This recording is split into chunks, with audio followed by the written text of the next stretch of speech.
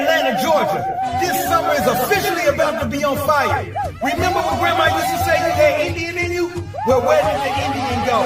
Get ready. The No Grandma Killers Tour will be taking over ATL Southside.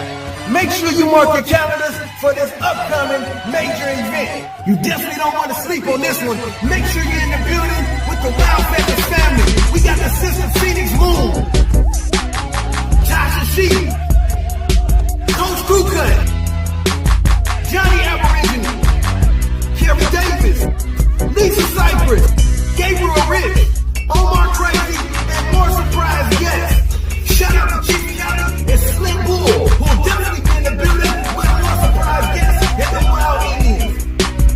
For all vendors looking to be a part of this event, make sure you contact 980-216-6693. Or for more information on this event and how to purchase your ticket, make sure you email www.nograndmakillers.com. July 3rd through the 4th, the No Grandma Killers Tour will be taking place at Space Condo Live, 737 Veterans Parkway, Suite 500, Jonesboro, Georgia, 30236. Yeah, it's definitely going down in ATL.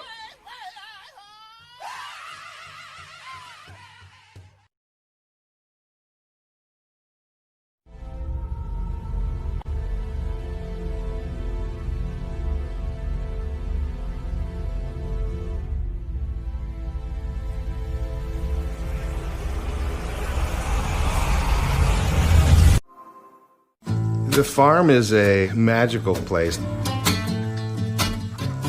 Food has a way of bringing people together. You know, it was just about feeding people healthy food, but it grew. Here in the south side of Dallas, 95% of our families in our community are single-parent households. We suffer from more than twice the rate of heart disease, diabetes, cancer, stroke. About half our men will go to prison before their 25th birthday. The typical approach to solving these issues is to create a program to address a symptom of a problem. What we do that's so radically different is a holistic approach where the solutions are provided in the place that they call home. This little farm in this back end of a forgotten inner city community is playing a role in healing our city. If Bonton works, I think it changes everything.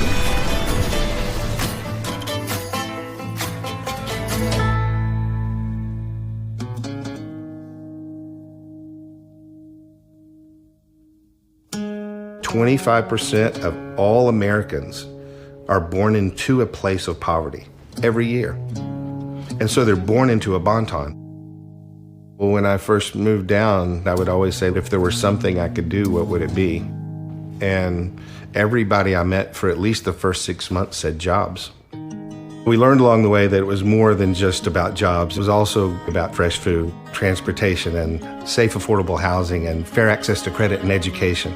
It was like a house of cards where all these things leaned on one another. People are capable and filled with hope and potential. They just need the opportunities, and those opportunities have to be built in the environment that they come from. We wound up planting a garden with the idea that we would use it to prepare for jobs and also to grow our own food. We couldn't hardly get anything to grow, and when we finally did get something to grow, it was against the city ordinance at the time to have what they classified as a market garden, a garden you sold things from. We've been able to help rewrite the ordinances for Dallas to now allow market gardens. We need a place to sell our food, so we opened a market and cafe. We have a coffee house that'll open next month. We've learned along the way that it's not just about work. We learned how important it is to have transportation to get to work and how important it is to have a place to rest at night when you get home from work. We started buying these defaulted houses, using those as places our interns could stay while they were getting their life on track, and it changed everything. When you empower somebody and you fix the problem, they can shoot up. They can head for the stars. And I think how everything has grown here, you'll hear a common thread, is grown through failure. Just about everything we've set out to do hasn't worked, but we didn't quit. I've started over in life maybe 4, 5, 6, 7 times. I do a little good, you know what I'm saying, get an apartment, you know, get on my feet a little bit. Then I guess I get too relaxed and fall back into my old ways, you know, seeking pleasure and passion in the form of narcotics. I asked for mercy and I prayed for help, and a couple days later I met Darryl. He said, if you really want some help, Patrick, just meet me at the garden here and I'll see about getting you some help, but you got to prove yourself first. I make it a point to eat. Hey, I want to eat that. The farm gave me a peace of mind. It gave me a purpose and a meaning.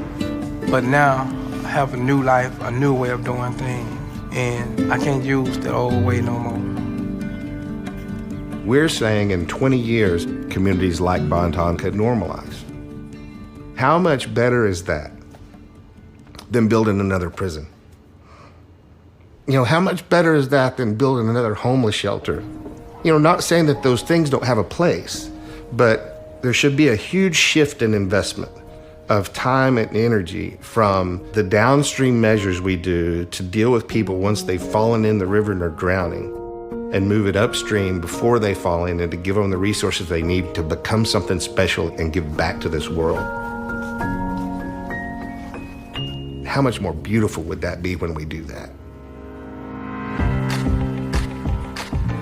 Now we are one of the largest urban farms in the United States, over 42 acres inside the city of Dallas in production. It's not just the community here in Bonton. We have a huge family. We have over 18,000 people a year that come down and visit, and stuff happens there. People relate with one another. They sit down and share a meal together. We talk about things we have in common instead of the things that make us different. When that happens, it's no longer us and them, it's we, and things change. In our series Catalyst, we're profiling inspiring social entrepreneurs who are developing bold solutions to our biggest problems. Subscribe to Freethink now and be the first to see new episodes.